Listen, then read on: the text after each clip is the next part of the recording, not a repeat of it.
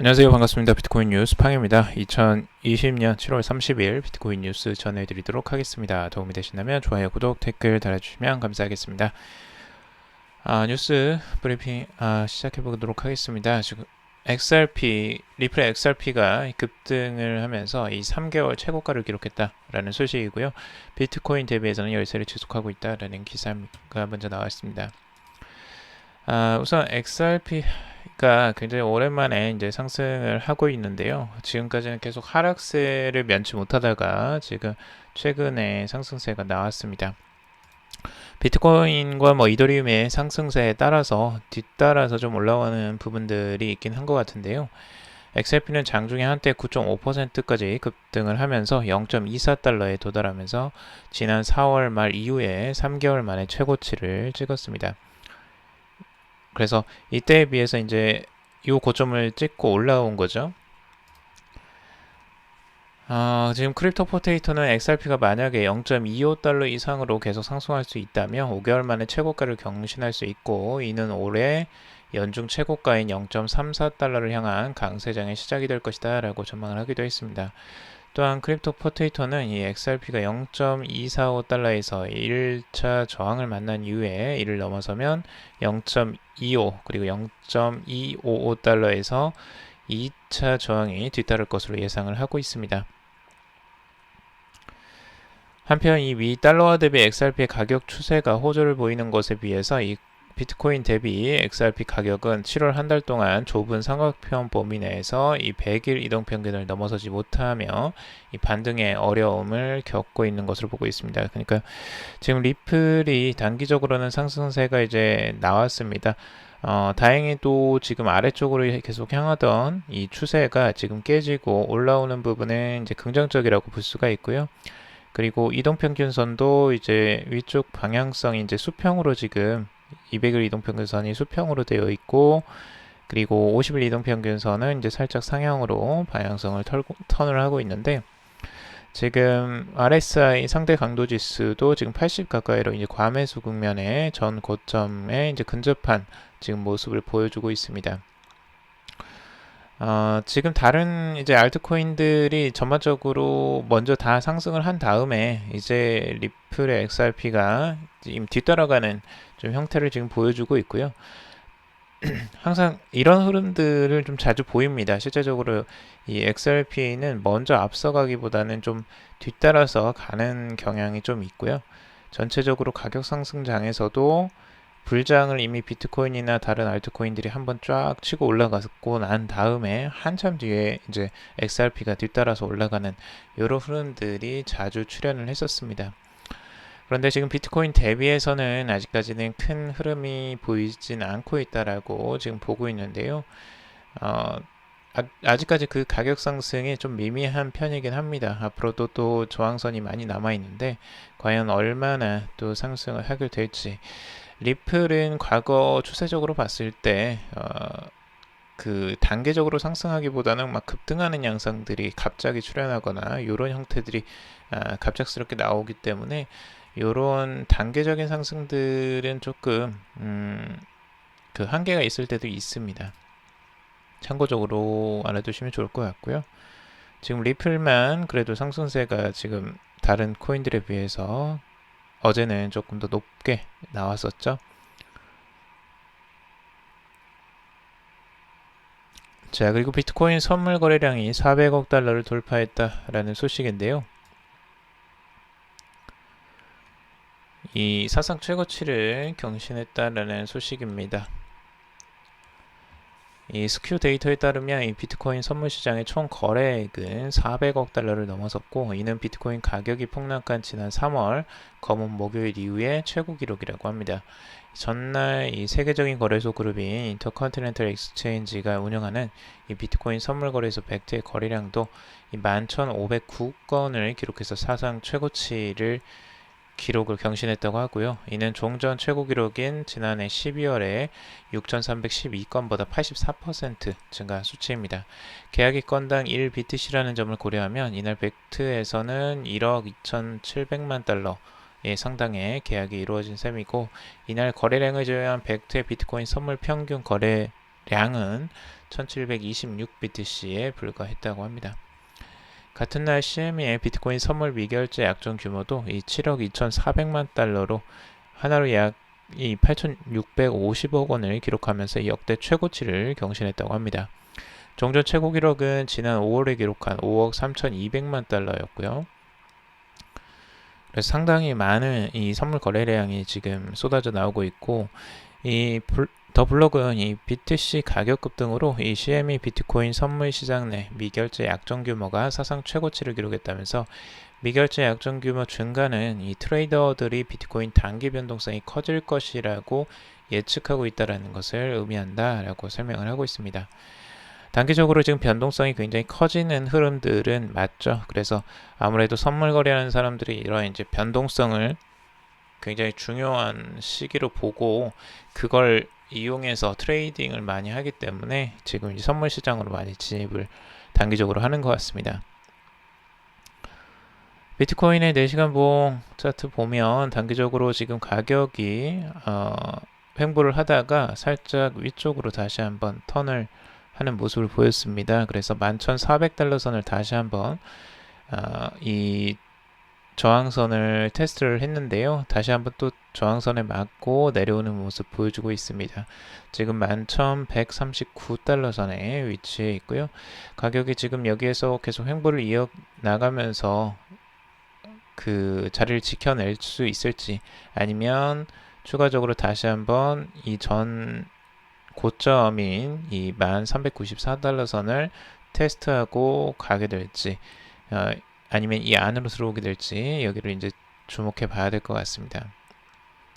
일봉상으로도 지금 위쪽으로 요 라인을 깨고 지금 올라간 부분이죠. 그래서 저항선을 깨고 올라가서 아직까지 이 위쪽에서 지금 머물러 있는 상태이고요. 지금 상대 강도 지수도 80, 이 과매수 국면에 아직 머물러 있는 상태입니다.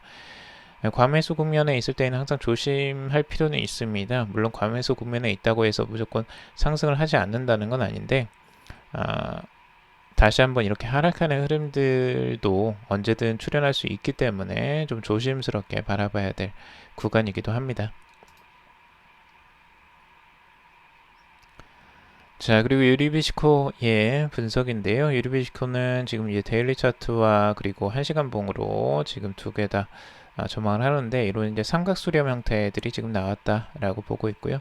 이 삼각수렴이 끝나고 이렇게 상승하는, 위쪽으로 상승할 것이라고 했는데, 단기적으로는 그 전망이 맞았습니다. 단기적으로 상승 추세가 일시적으로 나왔는데 더 올라가지는 못하고 이 위쪽에서 11,400달러 선을 깨지는 못하고 다시 저항선을 맞고 내려오는 흐름들을 지금 보여주고 있습니다. 그리고 다른 그 암호화폐 분석가도 이 트라이앵글 패턴을 보여주고 있는데요. 이 디센딩 트라이앵글 패턴이 완성이 될 것이다 했는데, 그게 완성이 되기도 전에 이미 이걸 깨고 올라가 버렸어요. 그래서 우선은 목표가인 11,400달러 선 가까이는 갔습니다. 하지만 거기에서 다시 한번 이제 하락세를 지금 보여주고 있죠.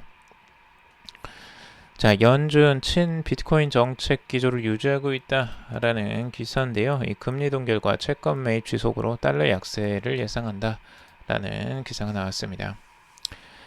친 비트코인 정책이라기보다는 이 비트코인 정책 자체가 아무래도 좀 그 비트코인에 유리한 입장으로 지금 공교롭게 이제 가고 있다라고, 그걸 해석한 걸 이 친 비트코인 정책이라고 해석 글로 쓴 것 같습니다.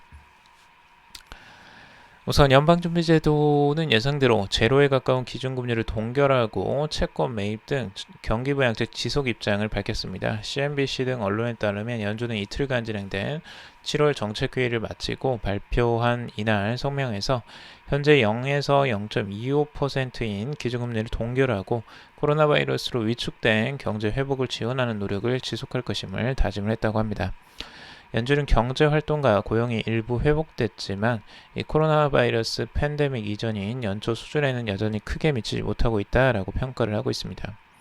암호화폐 시장은 연준 7월 정책회의 성명 발표 후에 큰 움직임을 보이지는 않았는데요. 그러나 연준의 기존 정책 기조 유지 결정은 비트코인 등 주요 암호화폐에 장기적으로 긍정적인 영향을 미칠 것으로 예상을 하고 있습니다.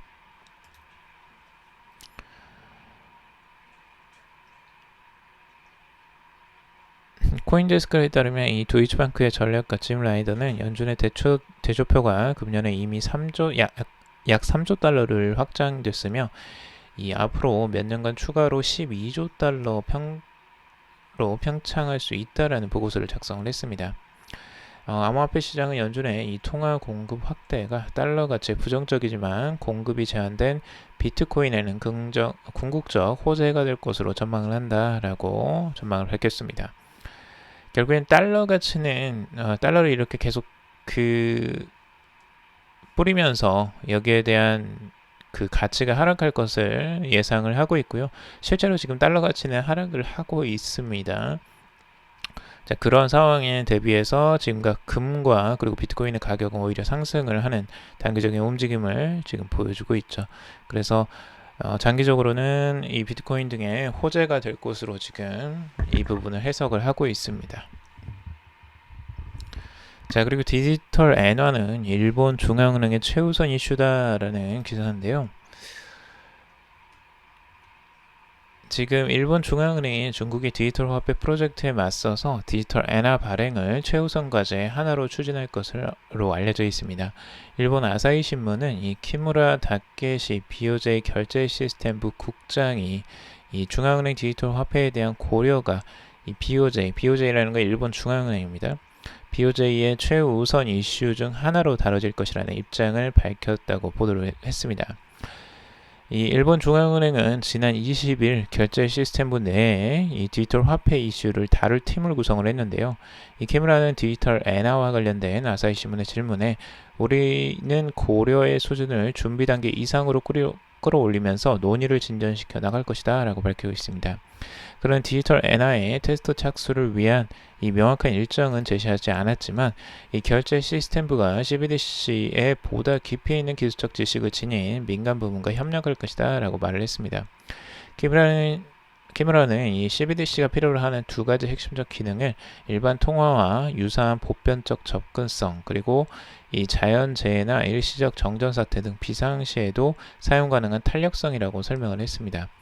앞으로 시행될 BOJ의 테스트는 이 디지털 엔화가 이 두 가지 기능을 확보할 수 있는지를 확인하는 작업이 될 것으로 보인다고 보고 있습니다.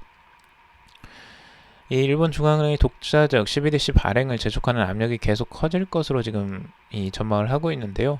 일본 집권 자민당의 한 정책위원회는 지난 6월에 중국이 CBDC의 기술적 표준을 선점하도록 하는 것은 이 국가 안보 위협이 될 수 있다라는 입장을 밝혔습니다. 결국 일본이 이렇게 이 중앙은행에서 발행하는 이 디지털 화폐에 목을 메고 있는 것은 중국 때문인 것으로 지금 해석이 되고 있습니다. 중국이 지금 CBDC를 올해 안에 지금 발행을 하겠다라는 계획을 세우고 있기 때문에 여기에 대한 이제 화폐 주권에 대해서 굉장히 위협을 가할 수 있다라고 생각을 하는 거고, 그래서 빨리 대비하기 위해서 지금 디지털 엔화를 준비를 하는 것으로 보고 있습니다. 그래서 일본 중앙은행의 최우선 이슈가 지금 되고 있죠. 한국은행도 이런 부분에 대한 대비가 좀 필요해 보이고요. 지금 연구 중이라고는 하는데 얼마나 이제 이런 패권 싸움에서 이 경쟁에서 살아남을 수 있을지가 지금 또 관건일 것 같습니다. 자, 그리고 중국의 이 국영 블록체인 네트워크 1년 내에 퍼블릭 블록체인이 40개 통합 계획이다라는데요. 중국도 지금 만만치 않게 이 블록체인 투자를 엄청나게 하고 있습니다. 이 국영 블록체인 인프라가 1년 내에 40개 퍼블릭 블록체인을 추가 지원할 계획인데, 이 BSN을 지원하는 이 민간 기업 레드데이트 테크놀로지의 최고 경영자 허이파는 이 중국 국가 주도형 블록체인 서비스 네트워크가 유명 퍼블릭 체인들을 통합해 나갈 것이다 라고 밝히고 있습니다. 그는 내년에 6월 21일까지 BSN의 30에서 40개 블록체인 네트워크를 추가하고 그 다음에는 지원수를 2배까지 늘릴 예정이다 라고 말을 했습니다. 이 BSN은 이 블록체인 프로젝트 스마트 시티 디지털 경제 개발을 지원하기 위해서 개발된 인프라인데, 기업들은 BSN을 통해서 저렴한 비용으로 손쉽게 D앱을 구축, 배치할 수 있다고 합니다. 현재 6천여 기업과 개인이 네트워크에 등록한 상태라고 하고요. 이 중국 국가발전개혁위원회 산하기관 국가정보센터가 개발을 주도했으며 이 차이나모바일, 유니온페이 등 많은 기업들이 협력을 했다고 합니다. 이 BSN은 중국 버전과 인터내셔널 버전 두 가지로 지원이 되고 있다고 합니다. BSN 인터내셔널 버전은 이 전세계 기업 및 개인 이용자를 유치하기 위해서 지난 21일 6개 퍼블릭 블록체인 이더리움, 테조스, 네오, 널보스, 이오스, 아이리스넷을 통합을 했습니다. 결국엔 일본과 중국 모두 지금 암호화폐 블록체인 사업에 굉장히 공을 들이고 있는 모습을 지금 보여주고 있고요. 중국은 이 시진핑 주석이 직접 이 블록체인을 언급할 정도로 굉장히 관심이 많고 투자를 적극적으로 하고 있는 나라 중에 하나입니다. 자, 그리고 아랍에미레이트 이 블록체인 기반 신원 확인 플랫폼을 출시했다라는 소식인데요. 두바이 경제부와 아랍에미레이트 은행이 이 블록체인 기반 신원 확인 플랫폼을 출시하면서 이 KYC 플랫폼, 블록체인 플랫폼을 만드는 건데요. 이 안전한 온라인 가입 및 신속한 은행 계좌 지원, 그리고 허가 기관, 금융기관 간 KYC 검증 데이터 공유 등을 지원하게 된다고 합니다. 이 정부 기관 스마트 두바이와 UAE 중앙은행이 지원하는 KYC 블록체인 플랫폼은 올해 2월에 처음 공개가 됐는데 이 KYC 전문 블록체인 기업 노르블록이 주도를 하고 있다고 합니다. 이 아랍에미레이트 MBD 은행은 이 현지 금융기관 최초로 플랫폼 실가동을 결정을 했다고 하고요. 이 두바이 상업은행과 ADCB, HSBC, RAC 은행 등 여러 시중은행들도 조만간 플랫폼을 도입할 예정이라고 하고 있습니다. 그래서 이제 블록체인 기반 신원 확인 플랫폼도 지금 앞으로 적극적으로 도입을 할 것으로 보여지고요. 그리고 주식 거래에서도 지금 이제 이 블록체인이 핵심 기술이다라는 건데요. 두나무에서 나오는 이 증권 플러스 비상장 거래에서 이 블록체인 탑재로 이 안전 거래를 보장을 한다고 합니다. 블록체인을 기반한 이 비상장 주식 거래는 정부의 규제 샌드박스로 승인된 주요 과제 중의 하나인데요. 데이터 위변조가 불가능한 이 블록체인을 비상장 주식 거래에 적용하면서 안전성과 효율성을 높이고 있다고 합니다. 블록체인 및 이 핀테크 전문 기업인 두나무가 지난해 11월 삼성증권과 함께 이 국내 최초 비상장 주식 통합 지원 플랫폼 이 증권 플러스 비상장을 선보였는데 출시 당시부터 두나무 자체의 기업 정보 발굴팀이 제공하는 다양한 투자 정보와 이 삼성증권 안전거래 시스템에 기반한 매매 그리고 거래 당사자 간 안전거래 회원 인증 여부 확인 지원 등 이 안전하고 합리적인 비상장 주식 투자를 위한 환경을 조성했다고 합니다.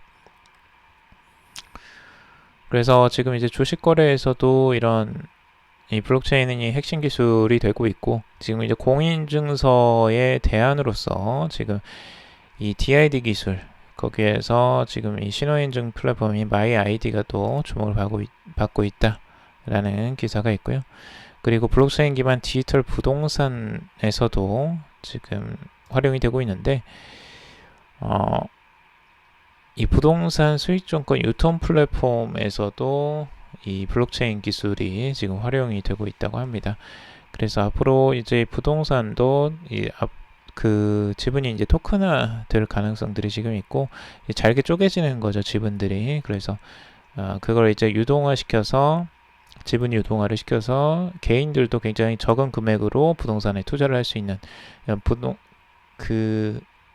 건물, 빌딩이나 이런 것들을 거래하는 것들도 어느 정도 이제 가능해지는 그런 투자 기회들도 얻을 수 있는 날이 올 수도 있을 것 같습니다. 자, 그리고 비트코인 채굴 난이도가 2개월 이내에 첫 감소를 했다라는 소식입니다. 비트코인 채굴 난이도는 2.87% 하락을 하면서 최근에 6월 초 이래에 첫 하락을 지금 보이고 있다라는 기사입니다.